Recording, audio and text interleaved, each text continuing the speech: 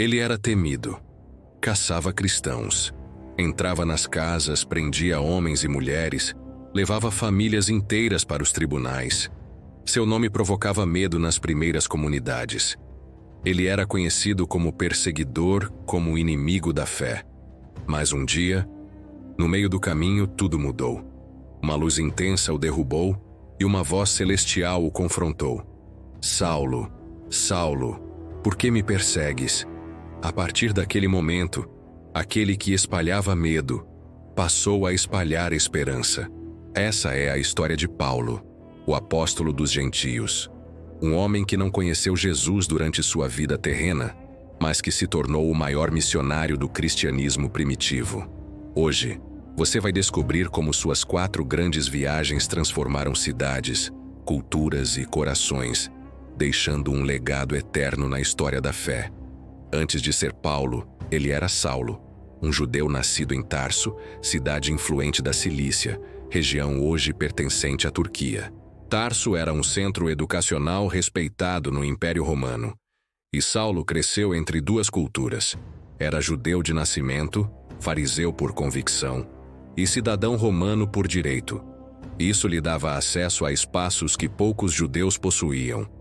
Estudou sob os pés de Gamaliel, um dos maiores mestres da lei da época, e tornou-se zeloso defensor das tradições de seus antepassados. Sua missão era proteger a pureza do judaísmo, o que o levou a combater com fervor os seguidores do caminho, nome dado aos primeiros cristãos. Ele acreditava que Jesus era uma ameaça herética, e foi assim, cheio de convicção e autoridade, que partiu rumo a Damasco para prender mais fiéis. Mas no caminho, Deus o interceptou. Uma luz o envolveu. Ele caiu por terra e ouviu a voz de Cristo, viva, presente, direta. Cego por 3 dias, foi conduzido à cidade por aqueles que o acompanhavam. Lá, um cristão chamado Ananias, temeroso, mas obediente, foi enviado para orar por ele. Ao tocar seus olhos, algo como escamas caiu, e Paulo voltou a enxergar. Mas seus olhos não viam mais como antes. Seu espírito havia nascido de novo. Ele passou a proclamar que Jesus era o Filho de Deus. A mudança foi tão radical que até os próprios cristãos desconfiaram. Levaram anos até que sua missão fosse plenamente reconhecida. Mas quando aconteceu, Paulo se tornou o maior mensageiro do Evangelho entre os gentios, ou seja, entre os não-judeus. A primeira viagem missionária começou em Antioquia da Síria, uma cidade vibrante, cheia de diversidade étnica e cultural. Foi lá que os seguidores de Jesus foram chamados pela primeira vez de cristãos. Paulo partiu com Barnabé, companheiro fiel, e juntos seguiram até a ilha de Chipre, pregando em sinagogas e enfrentando resistência. Depois foram para Perge, Antioquia da Pisídia, Icônio e Listra.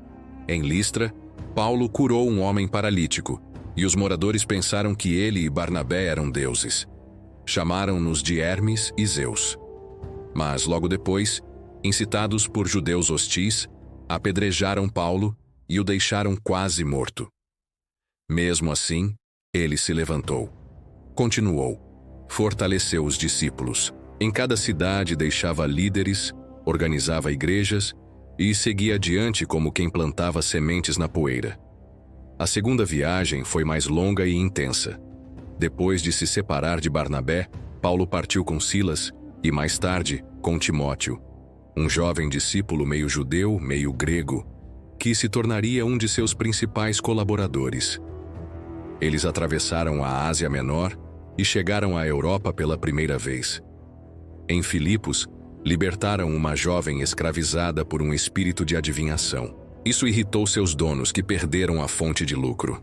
Paulo e Silas foram presos, açoitados, acorrentados, mas na cela, à meia-noite, começaram a cantar. Um terremoto sacudiu a prisão, as portas se abriram e o carcereiro, desesperado, pensou em tirar a própria vida. Mas Paulo o impediu e anunciou o Evangelho. O homem creu, foi batizado com sua família e se tornou parte da igreja de Filipos, uma das mais queridas por Paulo. Ainda nessa viagem, Paulo passou por Tessalônica, onde enfrentou tumultos organizados por líderes judeus, e por Bereia, onde foi melhor recebido. Chegou a Atenas, coração intelectual da Grécia. Ali, diante de filósofos estoicos e epicureus, discursou no Areópago, dizendo que o Deus desconhecido a quem adoravam sem saber era o mesmo que criou todas as coisas e que agora chamava todos ao arrependimento. Foi uma pregação diferente, sem citar as Escrituras, mas conectando a fé cristã ao raciocínio humano. Poucos creram, mas uma semente foi lançada. Em seguida, Paulo ficou 1 ano e meio em Corinto, estabelecendo uma igreja forte, em meio a uma cidade marcada por imoralidade e idolatria. Foi também nessa época que começou a escrever cartas, orientações, exortações, ensinamentos que hoje compõem o Novo Testamento. Na terceira viagem, Paulo retornou às igrejas fundadas, mas passou mais tempo em Éfeso, uma cidade estratégica, sede do templo de Ártemis, uma das 7 maravilhas do mundo antigo. Lá, milagres aconteceram. Lenços e aventais tocados por ele curavam doentes. Mas também houve confrontos. Paulo pregava contra os ídolos, e isso afetou os lucros dos artesãos que vendiam miniaturas da deusa. Um motim explodiu. Gritavam pelas ruas: "Grande é Ártemis dos Efésios!" Paulo queria intervir, mas foi impedido. Apesar disso, sua influência espiritual crescia.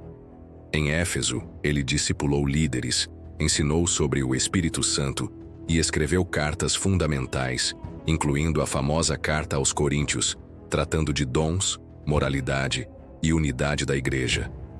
Cada linha era escrita com lágrimas, fé e urgência.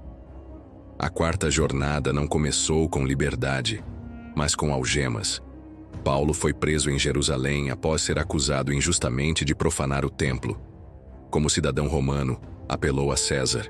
A viagem até Roma foi marcada por desafios: escolta militar, julgamento, tempestades, naufrágio em Malta e até uma mordida de serpente.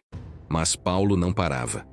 Pregava para soldados, oficiais e até para os náufragos. Chegando a Roma, ficou em prisão domiciliar por 2 anos. Mesmo ali, escreveu cartas profundas, conhecidas como Cartas da Prisão: Efésios, Filipenses, Colossenses e Filemão. Ensinava sobre a armadura de Deus, a alegria em meio à prisão, a supremacia de Cristo e o perdão. Recebia visitas, discipulava, escrevia. Até mesmo em correntes, Paulo permanecia livre no espírito e fazia do sofrimento um altar de adoração. O impacto das viagens de Paulo é incalculável. Ele plantou igrejas em 3 continentes, enfrentou todo tipo de hostilidade e escreveu cartas que moldaram a teologia cristã por séculos. Ele entendeu que o Evangelho não era uma religião local, mas uma verdade universal. Sua mensagem cruzava culturas, línguas e fronteiras. Mostrava que em Cristo não há judeu nem grego, escravo nem livre, mas todos são um. Paulo viveu para que outros ouvissem. Morreu por aquilo em que acreditava. Segundo a tradição, foi decapitado em Roma, sob ordens do imperador Nero. Mas sua voz não foi silenciada. Está gravada em cada carta lida, em cada igreja nascida, em cada coração alcançado. E se há uma lição que suas viagens nos ensinam é esta: a fé não é uma teoria, é uma estrada, um caminho repleto de riscos, encontros, naufrágios, prisões e milagres. A pergunta continua viva: Senhor, que queres que eu faça? A resposta pode mudar o mundo.